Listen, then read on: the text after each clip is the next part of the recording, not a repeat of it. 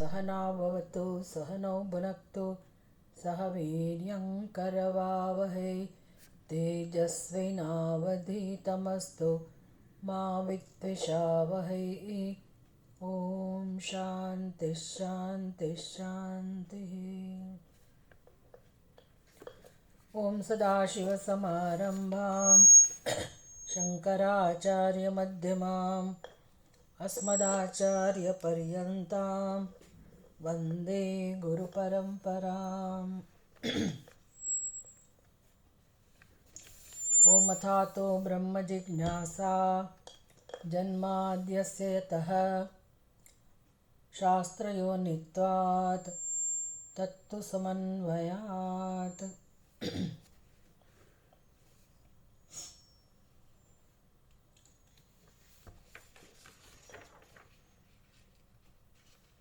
શંકર ભાષ્ય રત્નપ્રભા ભાષા અનુવાદ સહિત આજે બ્રહ્મસૂત્રનું પુસ્તક છે. એમાં પહેલો અધ્યાય,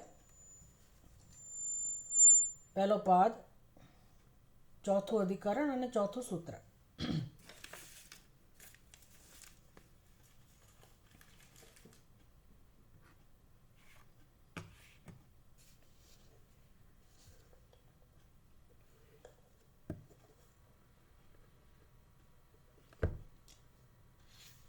પાના નંબર 217 ઉપર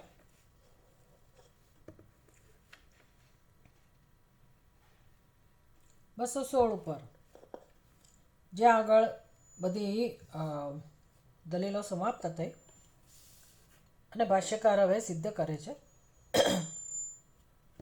એટલે કે પૂર્વ પક્ષના મતને સમજીને એનું નિરાકરણ કરવામાં આવ્યું. પૂર્વ પક્ષનો મત શું હતો? છેલ્લી પૂર્વ પક્ષની દલીલ શું હતી કે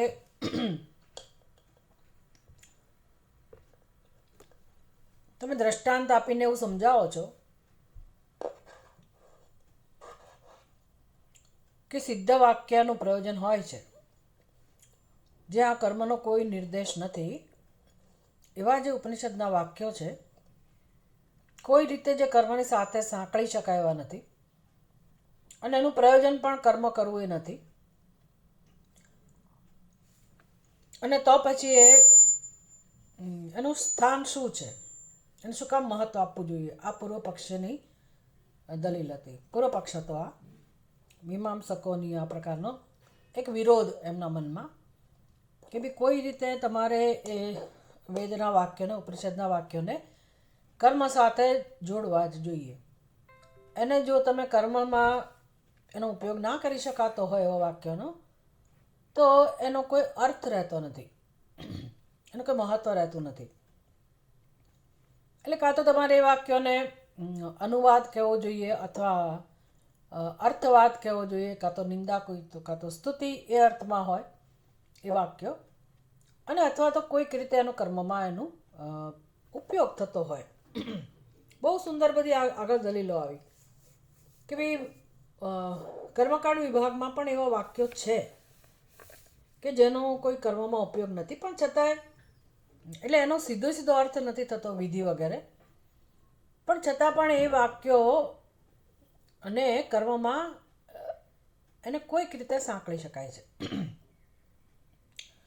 એટલે સિદ્ધ વસ્તુ સમજાવનારા, સિદ્ધ વસ્તુ પ્રગટ કરનારા જે શબ્દો હોય, વાક્યો હોય, તો એ બધા પણ એક કર્મનો ભાગ જ છે, વિધિનો એક ભાગ છે. મુખ્ય વિધિ ના હોય તો વિધિનું એક અંગ છે, એ રીતે એનો ઉપયોગ હોય છે. ભાષ્યકાર કહે છે કે ભાઈ એવું જરૂરી નથી. ઘણા વાક્યો કર્મકાંડ વિભાગમાં પણ એવા છે કે જે વસ્તુનું જ્ઞાન પ્રગટ કરતા હોય, વસ્તુનો સ્વભાવ પ્રગટ કરતા હોય, અને જો એનું પ્રયોજન કોઈક રીતે ભલે તમે એને વિધિમાં એનો કોઈક રીતે ઉપયોગ કરી શકતા હો તો એ વાક્યોની અંદર એવું સામર્થ્ય છે કે એને તમે વિધિમાં ઉપયોગ કરી શકો. એ જેનું વર્ણન કરે છે એ પદાર્થની અંદર જ એવી શક્તિ છે, સામર્થ્ય છે કે તમે એને વિધિમાં જોડી શકો. જ્યારે જ્ઞાનકાંડની અંદર જે વિષય છે, જેનું વર્ણન છે, અને એ વિષય સિદ્ધ છે, પણ એ વિષય કેવો છે પાછો? તો કે એને કોઈ રીતે તમે કર્મમાં લઈ જ ના શકો. જેમ કે અગ્નિ સિદ્ધ વસ્તુ છે, તો એનું જ્યારે વર્ણન થતું હોય કે તમે આને અગ્નિ જાણો, તો ઠીક છે, અગ્નિને જાણ્યા પછી અગ્નિનો વિધિમાં કોઈક રીતે ઉપયોગ થાય. એવી રીતે કોઈ દ્રવ્ય હોય, દધી વગેરે, તો એ પણ જ્ઞાન પણ પ્રગટ કરે છે, વસ્તુની સમજ પણ આપે છે, અને સાથે સાથે એનો કર્મમાં કોઈક રીતે ઉપયોગ થઈ શકે છે. ભાઈ આહુતિ આપવામાં કે દેવતાને નૈવેદ્ય વગેરે ધરવામાં એનો ઉપયોગ થઈ શકે. જ્યારે જ્ઞાનકાંડની અંદર, ઉપનિષદની અંદર જે વિષયનું વર્ણન છે, સિદ્ધ વસ્તુનું વર્ણન છે, એ છે બ્રહ્મ એટલે કે આત્મા. આત્મ સ્વરૂપને સમજાવનારા વાક્યો છે. તો આત્માની અંદર એવી કોઈ સંભાવના જ નથી, એની અંદર એવું કોઈ સામર્થ્ય નથી કે તમે એનો કર્મમાં ઉપયોગ કરી શકો. કોઈ રીતે નથી અંદર એવું સામર્થ્ય. એનો સ્વભાવ જ એવો છે આત્માનો. અને એટલું જ નહીં, એ પ્રયોજનવત છે એ વાક્યો, એટલે કે એનું પ્રયોજન સિદ્ધ થાય છે. કેવી રીતે પ્રયોજન સિદ્ધ થાય છે, શું કરે છે વાક્યો? તો દ્રષ્ટાંત આપીને ભાષ્યકારે સમજાવ્યું કે જેવી રીતે આ સર્પ નથી, આ દોરડું છે, એ જે વાક્ય છે એ સિદ્ધ વસ્તુને જ પ્રગટ કરનારો વાક્ય છે. એમાં કોઈ કર્મની વિધિ તો છે નહીં, વિધિ કરવાનું છે પણ નહીં અંદર. એ વાક્યથી કર્મનો નિર્દેશ પણ નથી થતો. ત્યાં માત્ર વસ્તુનો બોધ આપવામાં આવે છે. અને આ દોરડું છે એ જ્યારે બોધ પ્રાપ્ત થાય છે ત્યારે દોરડાની જગ્યાએ જે સર્પનું દર્શન હતું, સર્પનો જે ભ્રમ હતો, એ ભ્રમ દૂર થાય છે. એને ખબર નહોતી કે આ ભ્રમ છે. એ જે વ્યક્તિને સર્પ દેખાતો હતો એને તો એ દોરડાને એ સર્પ જ સમજતો હતો, એટલે એવું નહોતું કે એને ભ્રમ હતો. જ્યારે દોરડાને જાણ્યું ત્યારે એને સમજ પડી કે આ તો મારો ભ્રમ હતો. તે ભ્રમ દૂર થવાથી એનો ભય વગેરે દૂર થયો, એમાંથી જે કે અનર્થ જન્મ્યો હોય એ દૂર થયો. તો એ પ્રયોજન સિદ્ધ થયું કે ના થયું? બસ એવી જ રીતે સત્યમ જ્ઞાનમ અનંતમ બ્રહ્મ, એવા જે બધા વાક્યો છે, તત્વમસી, અહમાત્મા બ્રહ્મ, આ બધા વાક્યો વસ્તુને પ્રગટ કરે છે, બ્રહ્મના જ્ઞાનને, બ્રહ્મના સ્વરૂપને જણાવે છે, સત્યને જણાવે છે. હવે આપણે તો જાણતા જ નથી, આપણને ખબર જ નથી કે આપણે આપણા વિશે જે સમજ ધરાવીએ છીએ એ ખોટી જેવી જ ક્યાં ખબર છે. આપણને ખબર નથી કે આપણી બુદ્ધિમાં ભ્રમ છે અને જીવન જીવીએ છીએ. સર્વત્ર જગતમાં નૈસર્ગિકોયમ લોક વ્યવહાર, અધ્યાસ ભાષ્યની અંદર આ બધી વસ્તુ કહેવામાં આવી. બે આખું જગત આ રીતે ચાલી રહ્યું છે. એનો અર્થ કે સમસ્ત જગતમાં ભ્રમ પ્રવર્તમાન છે, અને એ બ્રહ્મમાંથી જે વ્યવહાર જન્મે છે નામ સંસાર. બાકી કોઈ સંસાર નામની વસ્તુ નથી. અને માટે સંસારમાં એ બ્રહ્માથી જન્મેલું હોવાથી, પ્રવૃત્તિઓ બ્રહ્માથી જન્મતી હોવાને કારણે મનુષ્યના જીવનમાં દુઃખ છે, બંધન છે, અને સર્વ જીવ માયાથી ગ્રસ્ત છે, અજ્ઞાનથી ગ્રસ્ત છે, અને જીવનમાં ભ્રમ પ્રવર્તમાન છે. જ્યાં સુધી મને આવી ખબર ના પડે કે ભાઈ મારા જીવનમાં મારા જ વિશે મારી બુદ્ધિમાં ભ્રમ છે, આપણી ફરિયાદ હોય કે લોકો મને નથી સમજી શક્યા, બધાને એવું લાગતું હોય કે આપણે શું કરીએ બીજા આપણને સમજે એના માટે, તમે મરી જાઓ, ગમે તેટલું તમારો વ્યવહાર સ્પષ્ટ હોય, તમે બહુ સાવધાનીપૂર્વક વ્યવહાર કરતા હો, સાચા અર્થમાં તમે કોઈકને ખરેખર મદદ કરી રહ્યા હો, તમારા મનમાં એ વ્યક્તિ માટે સદભાવ હોય, બધું જ હોય, પણ છતાંય વ્યક્તિ તમને તમે જેવા છો એવા નથી સમજી શકતી. આવું બધાની ફરિયાદ હોય છે કે મને કોઈ સમજ્યું જ નહીં. તો કેટલું દુઃખ થાય છે આપણને કે ભાઈ આપણે જેવા છીએ આપણને કોઈ સમજતું નથી અને આપણો તિરસ્કાર થાય છે.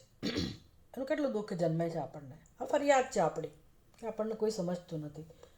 તો વેદાંત શાસ્ત્ર પાસે જ્યારે આવીએ ત્યારે વેદાંત શાસ્ત્ર કહે છે કે ભાઈ તમે જ તમને નથી સમજતા. પહેલી તો વાત જ એ છે. બીજા નથી સમજતા અને એમાંથી જે દુઃખ જન્મે છે એ અજ્ઞાનનું પરિણામ છે અને એનું મૂળ કારણ આપણી બુદ્ધિમાં છે. એટલે આપણે જ આપણા સ્વરૂપને જેવું છે એવું નહીં સમજીને એનો કન્ટિન્યુઅસ સતત એનો અનાદર કરી રહ્યા છીએ, તિરસ્કાર કરી રહ્યા છીએ. તિરસ્કાર થઈ રહ્યો છે આપણા જીવનમાં, આપણો પોતાનો તિરસ્કાર થઈ રહ્યો છે. એ મહાન અજ્ઞાન છે. સૌ પ્રથમ અજ્ઞાન છે. અજ્ઞાન આ એક જ છે. પછી એમાંથી જે જન્મે અજ્ઞાન જ હોય તો સમજી શકાય.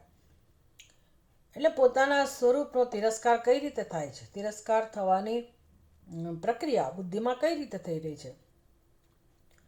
તો જે અજન્મા છે, અનાદિ છે, જે નિર્ગુણ નિરાકાર છે, જે પવિત્ર છે, નિત્ય છે, સત્ય છે, જ્ઞાન સ્વરૂપ છે, નિરાકાર છે, એવા આત્મ સ્વરૂપને આપણે તદ્દન એનાથી વિરુદ્ધ રૂપે, એટલે એ સ્વરૂપને તો જાણતા જ નથી અને જે આપણી સમક્ષ છે નજીકમાં, સૌથી નજીક જે ઉપાધિ છે એ ઉપાધિને આપણે પોતાનું સ્વરૂપ કહીએ છીએ. એટલે ઉપાધિ તદ્દન વિરુદ્ધ સ્વભાવવાળી છે. અધ્યાસની અંદર સિદ્ધ કરે ને, યુષ્મદ અસ્મદ પ્રત્યય ગોચરયો હો. ભાઈ આત્માનો અનુભવ હંમેશા હુંના રૂપમાં જ થાય. ખરેખર તો આત્મા તુના રૂપમાં અનુભવી જ ના શકાય. એટલે આત્મા હુંના રૂપમાં તો અનુભવાઈ રહ્યો છે, પણ જેવો છે એવો નથી અનુભવાઈ રહ્યો, કારણ કે મેં એના પર અધ્યારોપ કરેલો છે. આમ અનાત્મામાં અહંભાવ છે મારી બુદ્ધિમાં, એટલે મને તો મારું સ્વરૂપ આકારવાળું જ દેખાય છે, નામવાળું દેખાય છે, રૂપવાળું દેખાય છે, અવયવોવાળું દેખાય છે, વિશેષણોવાળું દેખાય છે, ધર્મોવાળું દેખાય છે. ઊંચા નીચા, જાડા પાતળા, કાળા ધોળા, સારા ખરાબ, પછી મનના ધર્મો, આવું બધું મારો સ્વભાવ બની ગયો છે. મારું સ્વરૂપ છે એવું મારી બુદ્ધિ મને કહે છે. તો જ્યારે હું મારું જે સ્વરૂપ નથી એને જ્યારે હું કહેતી હોઉં, જે જન્મેલું છે શરીર એને હું મારું સ્વરૂપ કહેતી હોઉં, તો એનો અર્થ કે અજન્મા આત્માનો તિરસ્કાર થયો અને ઉપરથી હું ભ્રમ સેવું છું કે હું તો જન્મેલો છું કે જન્મેલી છું અને બધા જન્મેલા છે અને બધા મર્ત્ય છે અને બસ બધા ભિન્ન છે. જે આવી આપણી સમજ છે એ સમજનું નામ જ ભ્રમ, નામ જ અધ્યાસ, અને એમાંથી જ સંસાર જન્મેલો છે. અને હવે આપણે સંસારમાંથી મુક્ત થવા પ્રયાસ કરીએ છીએ. જે કંઈ પ્રયાસ થાય છે જીવનમાં, જાણતા કે અજાણતા, એ બધા પ્રયાસોની પાછળ એક જ આપણી ગણતરી છે કે હું કેમ દુઃખમાંથી મુક્ત થવું, અને થવાતું નથી. અને પરિણામે નવો નવો જન્મ તો મળે જ છે પાછો. એટલે હવે રસ્તો કયો છે મુક્તિનો, તો એ વેદાંત શાસ્ત્ર શીખવાડે છે. જ્ઞાનકાંડ વિભાગ જે છે એ દુઃખમાંથી હંમેશ માટે કઈ રીતે મુક્ત થવાય એનો ઉપાય બતાવે છે. તો એ ઉપાય તો એક જ રીતે હોય કે તમે તમારા ભ્રમમાંથી મુક્ત થાઓ, ભ્રમને જાણો અને ભ્રમને દૂર કરો. એટલે ભાષ્યકાર સૌ પ્રથમ અધ્યાસ ભાષ્યમાં બધી વસ્તુઓ જણાવે છે, શીખવાડે છે કે જો જીવનમાં કેવો અધ્યાસ સેવાઈ રહ્યો છે,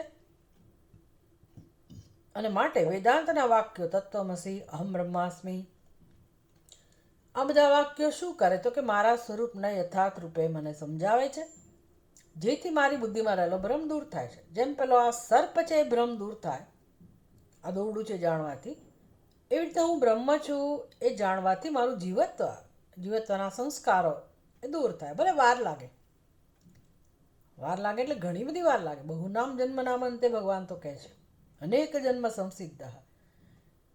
એટલે હવે તો આપણા ઉપર આધારિત છે કે આપણે કેવો પ્રયાસ કરીએ છીએ, કેટલો પ્રયાસ કરીએ છીએ, કેવી રીતે કરીએ છીએ, બધું એના ઉપર આધારિત છે. પણ એક દિવસ એમાં સફળતા મળે છે જો પ્રયાસ ચાલુ રાખીએ તો. એટલે એ બધા વાક્યોનું પ્રયોજન સિદ્ધ થાય છે. આ ભાષ્યકારે સમજાવ્યું. અને એમાંથી પૂર્વ પક્ષી કહે છે કે તમારી વાત તો બરાબર છે, પણ અમને તો જોવા મળે છે કે ભાઈ તમે જે દ્રષ્ટાંત આપ્યું ને કે આ દોરડું છે, સર્પ નથી, તો એ ભ્રમ તો ફટાફટ દૂર થઈ જાય છે અને એનું પ્રયોજન સિદ્ધ થાય છે. પણ હું બ્રહ્મ છું એવું ઘણા વર્ષો સુધી સાંભળ્યા પછી પણ યથાપૂર્વમ એટલે કહે છે કે શ્રવણ જેણે કરેલું છે, શ્રુત બ્રહ્મણ આપી, જેણે બ્રહ્મનું શ્રવણ કરેલું છે, ઘણા લાંબા સમય સુધી કરેલ છતાં પણ યથાપૂર્વમ સંસારિત્વ દર્શનાથ, આ એની મુખ્ય દલીલ છે પૂર્વ પક્ષની. 210મા પાના ઉપર કઈ વસ્તુ? શ્રુત બ્રહ્મણ આપી યથાપૂર્વમ સંસારિત્વ દર્શનાથ. ભાઈ એમને તો જોવા મળે છે કે એ મનુષ્ય હજી દુઃખી છે અથવા તો સંસારી હોય એવું જણાય છે. હવે આ તો પૂર્વ પક્ષ છે, આપણે તો માત્ર એની દલીલને સમજવાની છે. એવું નથી કે એવું જ હોય. ખરેખર બીજા કોઈ આપણા માટે એવું ના કહી શકે કે મને જ્ઞાન થયું છે કે નથી થયું, હું આત્મજ્ઞાની છું, મને મુક્તિ મળી કે ના મળી એ મને ખબર હોય, બીજા ના કહી શકે. કોઈના માટે એવું ના કહી શકે કે આ જ્ઞાની છે અને આ મુક્ત છે. જો મારે કોઈના માટે અભિપ્રાય આપવો હોય કે ભાઈ આ વ્યક્તિ બહુ વર્ષ સુધી શ્રવણ કરેલું છે અને મુક્ત થઈ ગયો, જો હું એવું એના માટે કહેવા માગતી હોઉં તો મારે પહેલાં બ્રહ્મજ્ઞાની બનવું પડે. એટલે જે બ્રહ્મજ્ઞાની હોય એ જ સમજી શકે કે સામે વ્યક્તિ મુક્ત થયેલી છે કે નથી થયેલી. બીજા કોઈ કહી જ ના શકે આપણા વિશે. પણ આ તો પૂર્વ પક્ષ છે એટલે સમજવાનું છે આપણે, અને આપણે પોતે પણ અનુભવી શકીએ કે વાત તો સાચી છે. દીર્ઘકાળ સુધી અધ્યયન કરવા છતાં આપણી અંદરથી દુઃખ જતું નથી, જીવત્વના સંસ્કાર જતા નથી, તો શું આ વેદાંતના વાક્યો નકામા સિદ્ધ થાય છે? ઘણા લોકો વેદાંતનો અધ્યયન છોડી દે કે બહુ વખત અમે શ્રવણ કર્યું પણ કંઈ મને લાગતું નથી કે મારી અંદર કંઈ પરિવર્તન આવે, અને લોકોમાં ક્યાં આવે છે, આમ કરીને આપણી શ્રદ્ધા જતી રહે કે બધા એવો જ વ્યવહાર કરે છે ને, એટલે આપણી શ્રદ્ધા જતી રહે કે આ કંઈ મોક્ષનો ઉપાય નથી. એની કરતાં તો જુઓ આ ઉપાસનાનો માર્ગ કેટલો સારો, ભક્તિનો માર્ગ કેટલો સારો, એનાથી શાંતિ મળે, એનાથી કંઈક ભગવાનની કૃપા મળે. આમ આવું બધું ઘણા બધા લોકો વિચારતા હોય છે. અને કેટલા એવા વિદ્વાનો આવ્યા બહારથી આપણા દેશમાં, એને પહેલાં તો વેદાંત બહુ સારું લાગ્યું કારણ કે બુદ્ધિને સ્પર્શે, એટલે બુદ્ધિમાન લોકોને બહુ સારું લાગે. પણ પછી જ્યારે અહંકારને મિથ્યા સમજવાનો સમય આવ્યો ત્યારે એ લોકો ગભરાઈ ગયા કે આવું તો બને જ કેવી રીતે, છોડીને જતા રહે. એટલે આ વસ્તુ જ એવી છે. અહીંયા તો પછી તમારે સર્વધર્માન પરિત્યજ્ય, ભગવાનને સમજવાનું છે. ભગવાન કહે છે ને સર્વધર્માન પરિત્યજ્ય મામ એકમ શરણમ વ્રજ. તો એ ભગવાનનું શરણ લેવા માટે મારે બધા ધર્મો છોડવા એટલે શું? તો કે મારી બુદ્ધિમાં જે કંઈ ભ્રમ છે એ બધા ભ્રમને દૂર કરવા, અને જે મુખ્ય ભ્રમ છે અહંકાર, એનું પણ મારે સમર્પણ કરવું પડે, તો જ મને બ્રહ્મ સ્વરૂપ જે છે એ સમજાય. એટલે વસ્તુ તો આવી જ છે. એટલે ભાષ્યકાર કહે છે કે ભાઈ વેદ પ્રમાણ જનિત બ્રહ્મ આત્મભાવ વિરોધાત, કે ભાઈ એવું બને જ નહીં. અવગત બ્રહ્મ આત્મભાવસ્ય યથાપૂર્વમ સંસારિત્વમ દર્શયિતુમ ન શક્યમ. જેણે વ્યવસ્થિત બ્રહ્મનું અધ્યયન કરેલું છે અને અવગત બ્રહ્મ આત્મભાવ, હું બ્રહ્મ છું, જીવ વાસ્તવમાં ખરેખર તો બ્રહ્મ છે, એવું જેને સમજાયેલું છે એના માટે ક્યારેય પહેલાંની માફક સંસારિત્વ સિદ્ધ થતું નથી. કારણ કે વેદ પ્રમાણ જનિત બ્રહ્મ આત્મભાવ વિરોધાત, વેદમાં જે બ્રહ્મના સ્વરૂપનું વર્ણન છે એ તો એક અને અદ્વિતીય છે, અનંત છે, અજન્મા છે. તો કેવી રીતે મારી જે સમજ છે કે હું જીવ છું એની સાથે કેવી રીતે મેળ ખાય?